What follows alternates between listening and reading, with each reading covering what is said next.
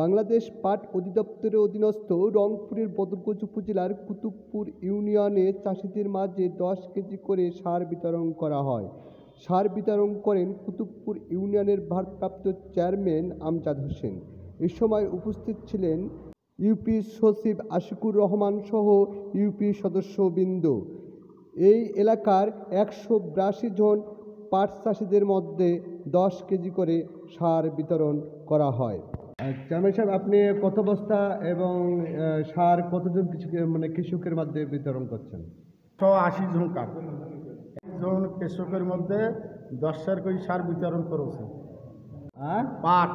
পাটের উপর আপনার 10 কেজি সার বিতরণ করছেন? 10 কেজি করে। কতজন কৃষক?